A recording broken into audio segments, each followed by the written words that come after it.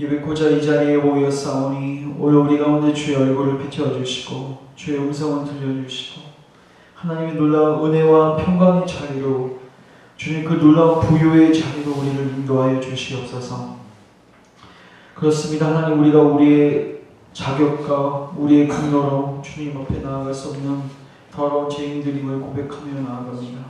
오직 십자가의 공로를 의지하여 주 앞에 나아가오니 주의 보혈로 우리의 모든 더러운 죄악들을 깨끗이 씻으시고 우리를 주의 보혈로 덮어주시고 오늘 주의 얼굴빛을 우리 가운데 향하여 드사 주님의 은혜와 평강을 맛보아 알게 하여 주시고 누리게 하여 주시옵소서. 예배 모든 시중을 성령님께 맡겨드립니다. 주님 도와주시고 우리 체력을 붙들어 주시고 우리가 주님께 집중할 수 있게 하여 주시옵소서. 예수님의 이름으로 기도합니다. 아멘. 우리 사도신경으로 우리 신앙을 하나님께 고백하겠습니다.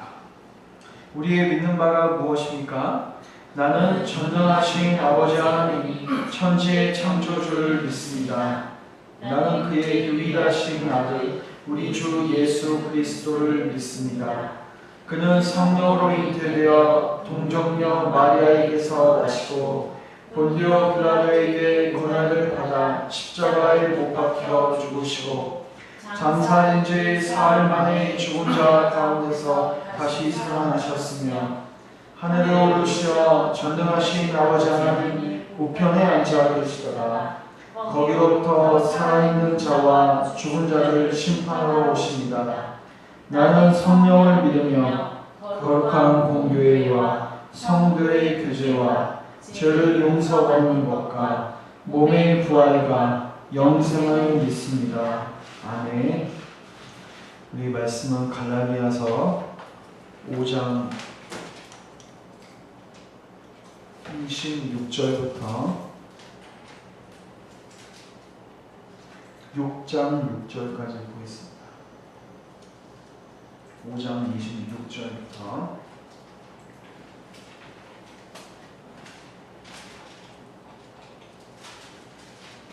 읽어보겠습니다. 25절부터 읽겠습니다. 만일 우리가 성령으로 살면 또한 성령으로 행할지니 헛된 영광을 구하여 서로 노력하거나 서로 형제들아, 사람이 만일 무슨 범죄한 일이 드러나거든 신령한 너희는 온유한 심령으로 그러한 자를 바로잡고 너 자신을 살펴보아 너도 시험을 받을까 두려워하라. 너희가 진실로 그리하여 그리스도의 법을 취하라. 만일 누가 아무것도 되지 못하고 된 줄로 생각하면 스스로 속임이라. 각각 자기 일을 살피라. 그리하면 자랑할 것이 자기의 인생에 있어도 남에게 이루지 아니하리니. 각각 자기의 짐을 질 것이라. 6절 같이 있습니다. 가르침을 받는 자는 말씀을 가르치는 자와 모든 좋은 것을 함께 하라. 네, 기도하겠습니다. 하나님, 오늘도 주의 말씀을 상고하고자 합니다. 지혜와 계시의 영을 부으사 하나님을 알게 하시고 하나님의 뜻을 깨닫게 하시고 하나님의 행하심을 보게 하여 주옵소서. 부족한 종 십자가 뒤에 감추시고 오직 성령의 능력과 큰 확신으로 주의 말씀을 주의 뜻 본이도록 증거케 하시며 이 말씀을 통해서 우리가 진리에 바르게 반응하고 설 수 있도록 도와주십시오. 아버지, 함께하여 주시옵소서. 예수님의 이름으로 기도합니다.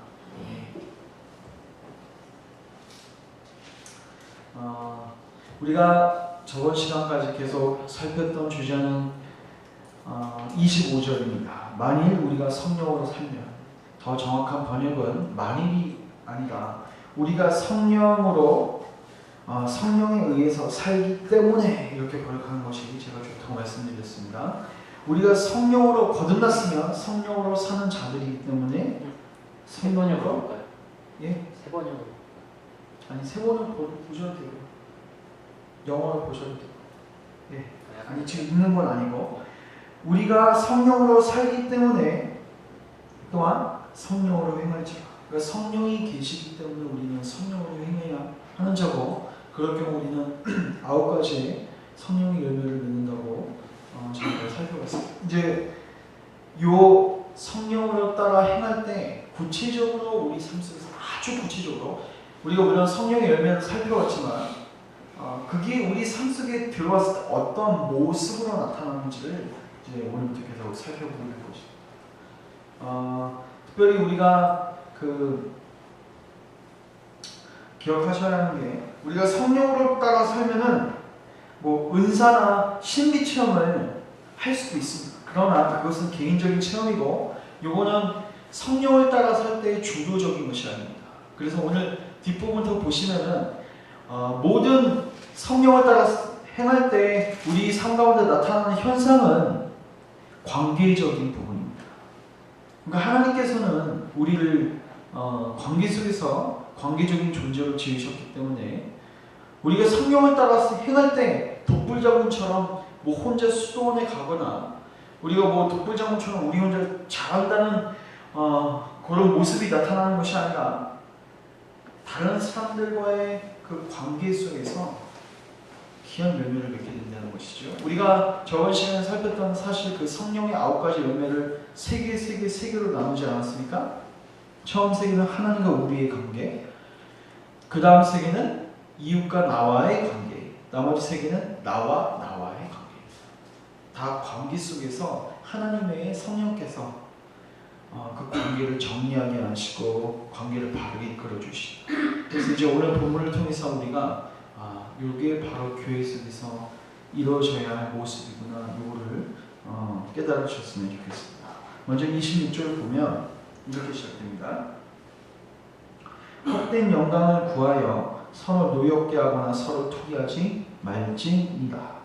헛된 영광을 구하다. 헛된 영광을 구하는 것은 무엇입니까? 자기 수준대로 인정하는 것이 아니라 자기 이상으로 자기를 과신하고 드러내는 것을 헛된 영광을 구합니다. 이렇게 표현할 수가 있어요. 그런데 이 헛된 영광을 구하는 사람에게는 2가지 결과물이 있습니다. 뒤에 보시면 서로 노엽게 하거나, 여러분 여기서 서로 노엽게 하거나를 좀 더 풀었으면 이렇게 얘기할 수 있어요. 다른 사람에게 싸움을 걸거나. 왜 헛된 영광을 구하는 사람은 다른 사람에게 싸움을 겁니까? 자기가 잘났죠. 자기를 드러내고 싶죠. 그래서 수많은 사람들에게 가서 싸움을 겁니다. 그래서 자기가 잘나고 자기가 이길 수 있음을 드러내려고 하는 거예요. 자기가 잘하는 거 있으면요 괜히 나서서 하고 싶어하는 거예요. 왜냐면 자기를 드러낼 수 있는 기회가 되기 때문에. 특별히 운동을 잘하는 사람들은요, 뭐 교회에서 뭐 체육대회 한다고 하면은 난리치고 아시죠? 예, 난리치면서 교회를 오히려 불안케 하는 그 체육대회의 의미를 저해시키는 그런 분들도 계세요. 그러니까 운동의 목적이 그 성교의 단합과 교제가 아니라 자기의 모임과 자기 운동 실력과 이런 것들을 과시하려고 하는. 그래서 항상 헛된 영광을 쫓는 사람은요 다른 사람들에게 싸움을 겁니다. 다른 사람들을 경록해 하고 다른 사람들을 노하게 만든다. 그 다음에 2번째는 이런 결과가 있어요. 헛된 영광을 구하다가 자기가 부족한 게 드러나. 자기가 잘난 줄 알고 싸움을 걸었는데 거기서 자기보다 더 잘난 사람을 만나요. 그럼 어떻게 하게 되냐면 시기하고 투기하게 됩니다. 시기하고 투기하게. 여러분 우리가 육체의 일들을 살펴보지 않았습니까? 15가지 그 일들 중에서 시기와 투기가 있었죠. 여러분 이것은 육체를 따라 행할 때 맺는 열매입니다. 절대로 성령을 따라 행할 때는 이 시기와 투기가 있을 수 없습니다. 그런데 이 시기와 투기든지 상대방을 노엽게 하고 경록해 하고 다른 사람들에게 싸움을 거는 이 행위들은 기본적으로 어디서 출발되느냐? 교만에서 출발됩니다. 그러니까 자기의 분수를 모르고 자기의 헛된 영광을 구하게 될 때 이 현상들이 어떻게 됩니까? 그래서 자동적으로 발생하게 되는 거예요. 그러니까 그렇게 될 때는 너 시기하고 투기하면 안 돼, 너 경록해 하면 안 돼, 싸움 걸면 안 돼. 이것을 가르치기 이전에 너는 네 자신을 알아야 된다. 이것을 먼저 지적해 주어야 합니다. 그래서 참된 성도는 누구인가? 세상처럼 비교와 경쟁을 통해서 다른 사람들을 짓밟고 다른 사람들보다 군림하려는 자가 성도가 아니에요. 성경에서 무엇이라고 말씀하고 있습니까? 다른 사람은 나보다 낮게 여기다. 여러분이 아마 그러실 거예요. 이 세상에 있는 수많은 사람들을 여러분은 두 가지 카테고리 안에 넣을 수 있습니다. 세상적으로는 나보다 잘난 사람과 나보다 못난 사람. 여러분들이 그 사람들을 볼 때마다 어떤 반응을 보이는지 보십시오. 잘난 사람 만나면 어떻게 되죠? 부러워하고 시기하고 투기하죠. 그리고 자기보다 못한 사람 만나면 어떻게 하죠? 과시하고 뭐 하려고 하죠? 힘을 행사하려고 하죠. 이게 세상의 논리인데 교회는 그런 것이 아닙니다. 성령을 따라 살 때 반드시 이 두 자세가 버려지게 되어 있습니다. 그러면은 헛된 영광을 구하여 서로 노엽게 하거나 서로 투기하지 말지라 이렇게 말씀하신 주님께서 그 구체적으로 어느 자리에 서야 되는가? 이게 부정적인 측면이라면 이제 긍정적으로 하나님 우리에게 무엇을 하기 원하시는가? 우리 6장 2절 가겠습니다. 6장 2절 우리 같이 읽겠습니다. 시작. 너희가 짐을 서로 지라 그리하여 그리스도의 업을 성취하라. 너희가 짐을 서로 지라. 교회는 어떤 것이냐면요, 짐을 서로 지는 것입니다. 먼저 기억해야 할 것은 짐을 서로 지라고 했을 때 다른 사람들의 짐을 어떻게 해야 합니까? 먼저 져주는 게 필요해요. 여러분, 교회는 다양한 사람들이 모이게 되어 있습니다. 경제적인 형편도 다양하고 그 믿음의 크기도 다양하고 그리고 여러 은사들도 다양한 것이 교회입니다. 따라서 동일한 사람들이 모이지 않았기 때문에 우리는 서로에게 부족한 부분이 다 있을 수 있어요. 이 사람에게 있지만 이 사람에게 없는 부분이 저 사람에게 있고, 그게 바로 하나님께서 교회를 부르신 목적입니다. 그래서 그 교회는 무엇인가? 그 연약한 부분을 서로 뭐하는 것입니까? 감당해주고 짐을 서로 지는 거예요. 이거 굉장히 중요합니다. 그래서 교회는 다른 사람들의 필요를 항상 살피고 채워야 할 필요가 있습니다. 그러니까 다른 사람들의 연약함을 보면요, 헛된 영광을 구하는 사람은 자기를 드러내기 위해서 오히려 그 연약한 사람들을 더 비참하게 만들고 짓밟는 경향이 있어요. 그러나 하나님의 성령을 따라 행하는 자들은 어떻게 하는가? 그들의 약점을 보면요, 그 약점을 자기가 감당해주고 자신이 대신 져줍니다. 이거는 성령을 따라 행할 때 교회가 가장 사수해야 할 자세입니다. 그런데 여기서 또 하나 중요한 게 있어요. 짐을 지라 돼 있는데 어떻게 지라? 서로 지라, 이 말이 돼 있죠. 이 말은 뭐냐면요, 일방적이 돼서는 안 되는 것입니다. 이거 잘 보십시오. 여러분, 이 시대에 이런 사람들이 있습니다. 나는 다른 사람들의 짐을 져줘요. 이해되시죠? 도와줘요. 근데 도움을 받지 않으려는 사람이 있어요. 그런 사람을 보실 수 있을 거예요. 왜냐하면 미안해서 그럴 수도 있어요. 이해되죠? 미안해서 그럴 수도 있고 혹은 자존심이 상해서 그럴 수도 있죠. 그런데 여러분, 짐을 상대방의 것을 져주지만 자기 것은 짐을 내놓지 못하는 사람은요, 그건 신앙의 정수를 모르는 사람입니다. 이것도 동일하게 육체의 일이에요. 왜냐하면 자기의 헛된 영광 때문에 서로 질 수가 없는 거예요. 이해되십니까? 자기의 약점을 노출할 경우, 자기의 연약함을 드러낼 경우 자기가 당하게 될 그 이미지 타격이나 그런 연약함에 대한 모습 때문에, 쉽게 말해서 자기 때문에, 이해되시죠? 자기 때문에 자기의 짐을 내놓지 못해요. 그래서 이 두 가지가 다 필요합니다. 여러분 주변에서 수많은 주의 백성들과 성도들이 어려운 짐을 지고 있다면 흔쾌히 가서 도와주십시오. 그게 경제적으로 됐든 그게 마음적으로 됐든 그 사람의 필요를 여러분이 채워주십시오. 여러분이 가진 그 부분들을 나눠주십시오. 그러나 또 하나는 여러분의 것을 다른 사람들에게 내놓을 수도 있어야 합니다. 그럼 짐은 서로 지라고 주님께서 말씀하셨어요. 우리 로마서 한번 로마서 잠깐 보세요. 로마서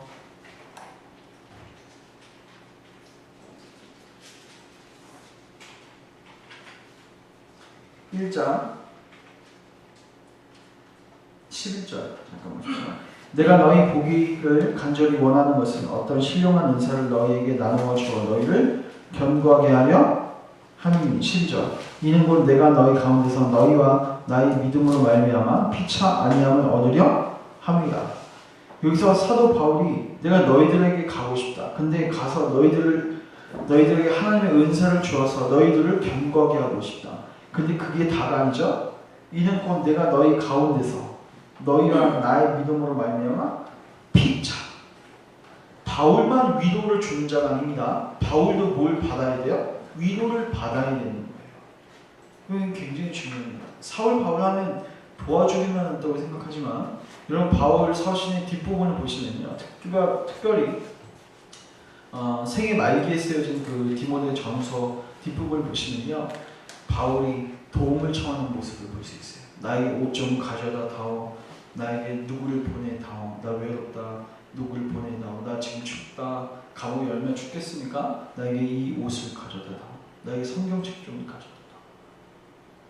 여러분 바울은 자기의 연약함이나 자기의 힘든 부분들을 나누었습니다. 그리고 그 짐을 다른 성도들에게 지게 만들었습니다.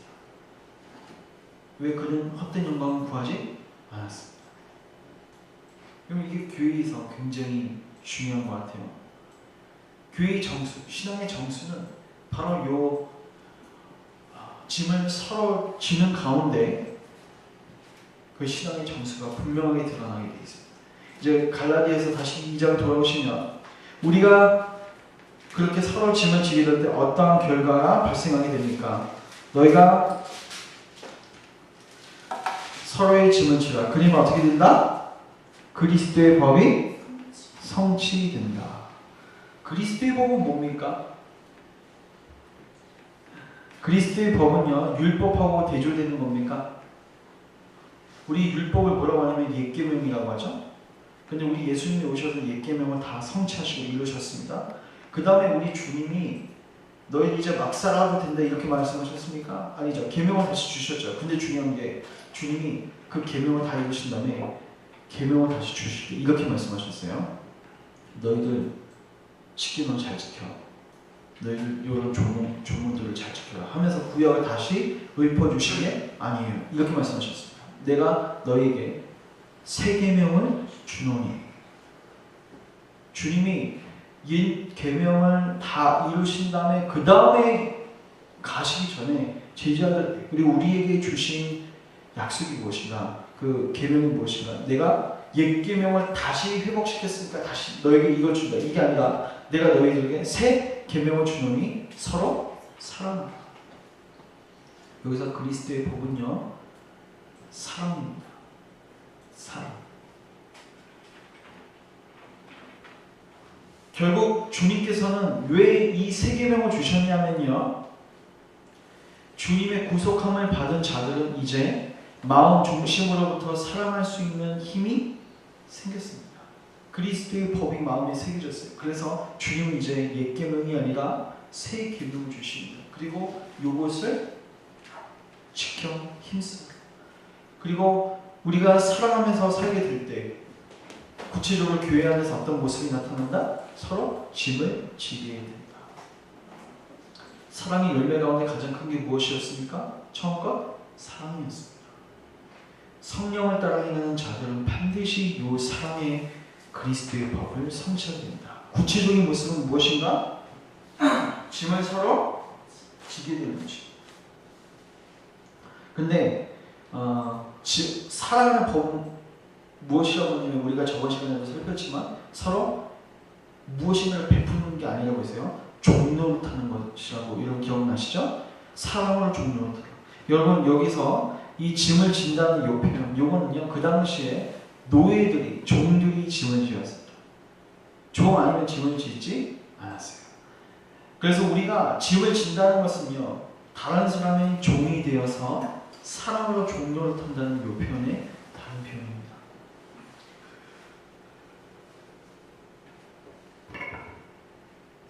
그래서 이게 교회 뿌리 박아야 합니다. 이 모습. 물론 우리가 하나님을 의지할 때는 사람을 의지해서는 안 되죠. 그렇죠? 그러나 우리가 하나님을 의지하면서 나아갈 때 하나님께서는 보통은 사람을 통로로 사용하셔서 그 도움을 받으십니다.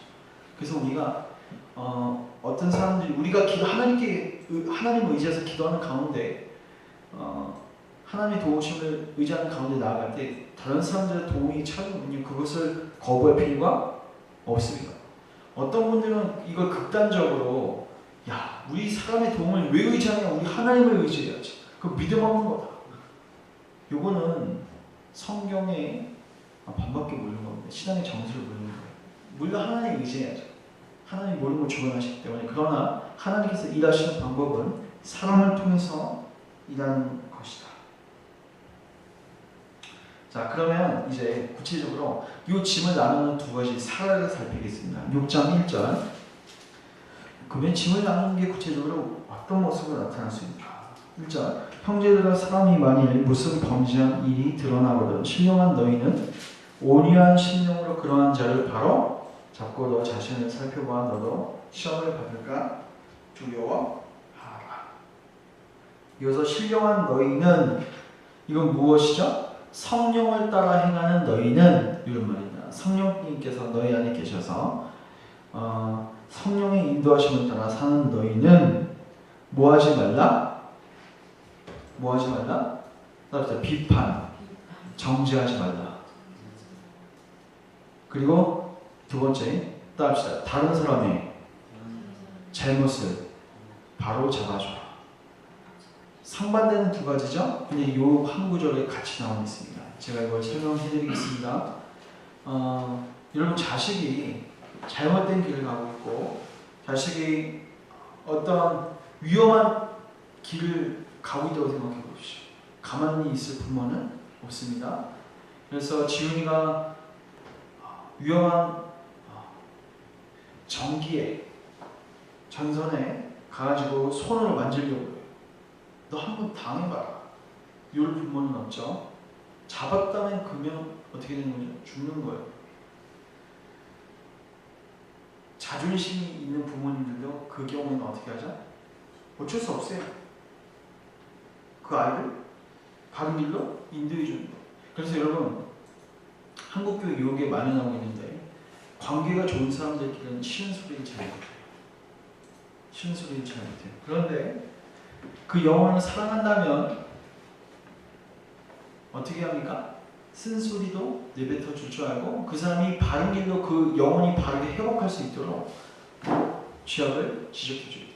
왜냐하면 그 죄가 관영될 경우 그 사람의 마음이 어떻게 됩니까? 무뎌지고 마음이 화인 맞은 양식으로 변하는 게 있어서 결국 하나님과의 관계가 멀어질 것이기 때문에 그 영혼을 위해서 그 짐을 져주는 거예요. 이건 그건 굉장히 무거운 짐입니다. 여러분이 감당해 보시면요 굉장히 무거운 짐입니다. 근데 또 하나 중요한 자세가 있습니다. 성경 여기 보시면요 어떠한 마음으로 너희 무슨 범죄한 일이 드러나는 신령한 너희는 뭐로? 온유한 심령으로. 우리가 성령의 열매 살필 때 온유 살폈죠. 온유는 무엇입니까? 부드러움과 강직함을 같이 갖고 있는 거예요. 부드러워요. 온유함. 근데 노할 땐 노할 줄 아는 게 온유함이에요. 그러니까 쉽게 말해서 사람들에게 칼이 되긴 되는데 굉장히 능숙하게 부드럽게 됩니다. 이게 하나님이 원하시는 짐을 지는 모습 중에 하나입니다.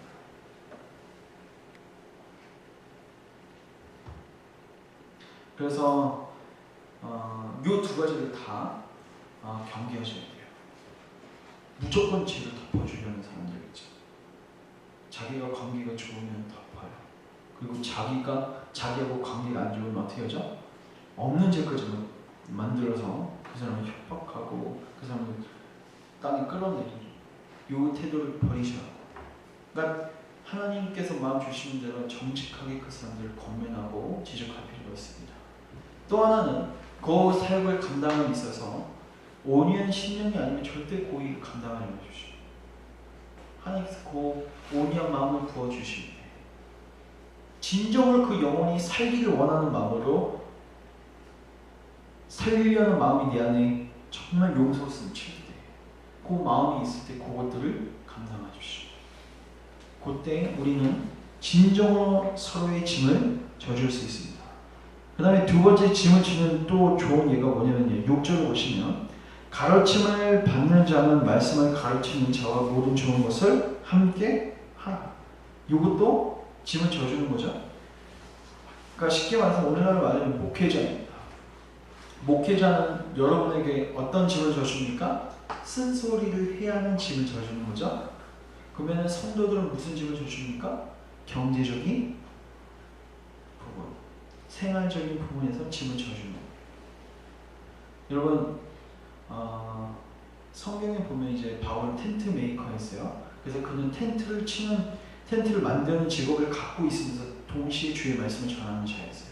그러나 바울은 그렇게 했어도 어떻게 얘기를 했냐면요, 소가 풀 뜯을 때, 밭갈이를 할 때 마음껏 풀을 먹을 수 있게 해주라고 되어 있거든요. 바울이 거기 고린도 전후서에 그걸 얘기하고 있습니다. 쉽게 말해서 주의 종들은 말씀 사역에, 즉 소가 제 밭갈이를 하고 있는데 여기에다 멍에를 씌우면 풀을 먹을 수 있습니까? 그 풀을 아까워서 그거 못 먹게 하려고 이것까지 해버린 거예요. 사도 바울이 구약에서 그 말씀을 인용하면서 소가 일할 때, 밭갈이를 할 때는 자유롭게 풀을 먹을 수 있도록 뭐 해주라? 멍에를 씌우지 말라. 쉽게 말해서 경제적으로 그리고 생활적으로 도움을 주라는 것이죠. 그래서 여러분, 교육적인 사랑을 받는 것은 성경적입니다. 성경적. 그걸 악용하는 목회자들은 잘못된 건데 그거는 성경적이에요. 그래서 교회는 어떤 곳인가? 서로 짐을 져주는 거예요. 목회자들은 여러분 쓴소리를 한다는 요 짐을 져주는 거죠. 그 사람이 죄를 같이 짊어지는 거예요. 어떻게 보면 그거를 해결하고 그 영혼이 바르게 설 수 있도록 도와주는 거예요. 그리고 목회자뿐만 아니라 교회에서 수많은 경제적으로 어려움이 있는 사람들을 어떻게 해주는 거예요? 육체적으로도 경제적으로도 서로 짐을 져주는 거예요. 이게 바로 하나님께서 원하시는 교회 모습입니다.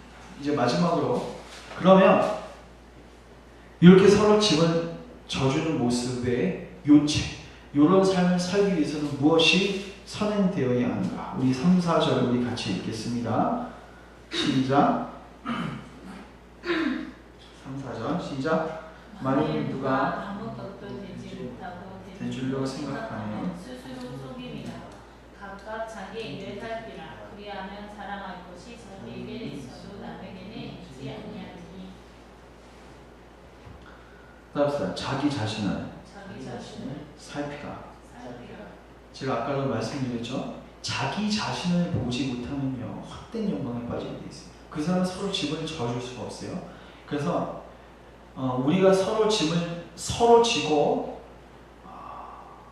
수많은 영혼들을 섬기는 데 있어서 가장 중요한 건 자기 자신을 아는 게 필요해요. 자기 자신.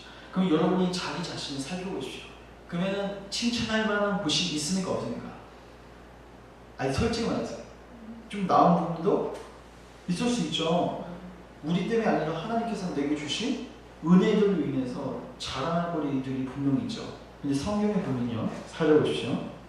각각 자기 일을 살펴라. 그리하면 자랑할 것이 있어요, 없어요? 있어요. 자기에게 있습니다. 그러나 남에게는 있지 아니. 이건 다른 사람들에게 말하는 용이 아니라 하나님께 이런 마음 중심으로부터 감사할 용을 하나님께서 주신 자는 거예요. 이해되십니까?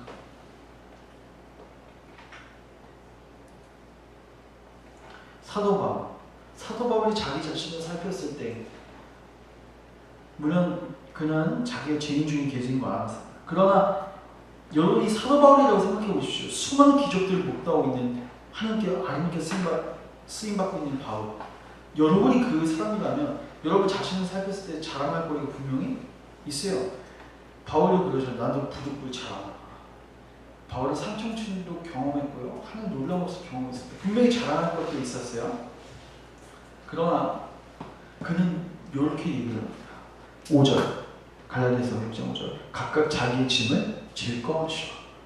이거는 내 사명입니다. 내가 잘나서 이 은혜를 받은 거 아니라 하나님께서 나를 요 일들을 감당하게 하시려고 요 은혜를 주신 거에 결과에 불과한 것이다. 여기서 나오는 지문이랑 위에서 나오는 지문하고 다른다는 거예요. 어느 쪽?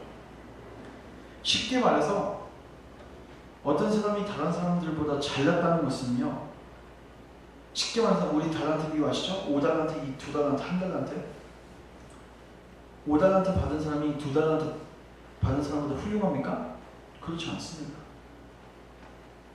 주신 분은 누구십니까? 하나님이십니다.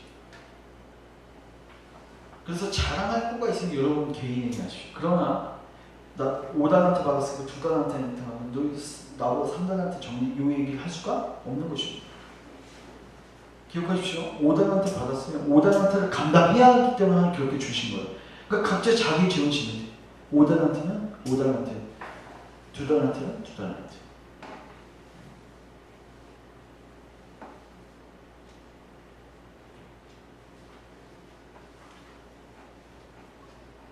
그래서 자기 자신을 보게 될 때, 진정으로 자기 자신의 모습을 보게 될 때 어떻게 됩니까?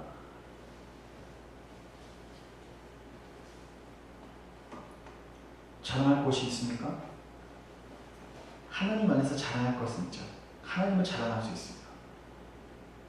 그러나 헛된 영광을 자기 자신을 자랑할 수는 없습니다. 그러한 자는 어떤 삶으로 나아갈 수 있는가? 진정으로 다른 사람의 짐을 져주는 지배로 나아갈 수 있습니다. 말씀을 정리하겠습니다. 오늘 본문에서 가장 핵심적인 단어는 따라하겠습니다. 서로라는 단어예요. 여러분, 기독교는요 홀로 서는 종교가 아닙니다. 물론 구원은 개인적입니다. 혈연이나 이런 것들로 구원이 전승될 수는 없어요. 그러나 신앙은 공동체적으로 나아가게 되어 있습니다. 우리가 주기도문에서 어떻게 기도하라고 주님이 말씀하시죠? 하늘에 계신 우리 아버지, 나의 아버지요 그러지 않고 우리 아버지, 우리에게 일용할 영광을 주시고 너희 이렇게 기도하라. 명령하신 그 기도의 방향이 무엇입니까? 공동체를 염두에 두고 기도하라는 것입니다. 여러분 창세기 3장 4장에 보시면요 이 얘기 재밌는데 3장에서 인간이 타락하죠. 그리고 4장에서 그 타락의 결과가 나오는데 가인이 아벨을 죽이죠. 그때 하나님께서 가인에게 오셔서 이렇게 묻습니다. 아벨이 어디 있느냐? 가인이 뭐라고 말씀하시는지 아십니까? 내가 내 아우를 지키는 자니까. 쉽게 말해서 내가 걔의 짐을 져줘야 합니까? 이 시대는, 이 세상의 논리는 그렇습니다. 하나님께서 너희들 서로 짐을 져줘야 된다. 근데 짐을 져주지 않죠? 그러면요 오셔서 물어보시는 거예요. 너 왜 짐을 져주지 않았냐? 그러면은 인간들은 어떻게 합니까? 바라보려 하고 하나님 앞에 아주 교만하게 내가 져줘야 합니까? 내가 왜 져줘야 합니까? 이게 바로 세상의 논리입니다. 그럼 교회는 무엇입니까? 피 한 방울 섞이지 않는 공동체이지만 이렇게 말하는 겁니다. 주님, 제가 아벨을 지키는 자입니다. 제가 이 사람을 지키는 자입니다. 주님, 제가 이 사람의 짐을 지는 자입니다. 자기의 한계를 인정하고, 이해되시죠? 자기 한계를 인정해요. 그리고 다른 사람의 한계를 이해하면서 서로 짐을 지는 공동체. 이게 교회라는 사실을 기억하시고, 우리 열방교회가 그렇게 성령을 따라 삶으로써 하나님의 은혜 아래에서 서로 짐을 져주는 아름다운 공동체가 되기를 우리 함께 기도하면서 나눴으면 좋겠습니다. 제가 기도하고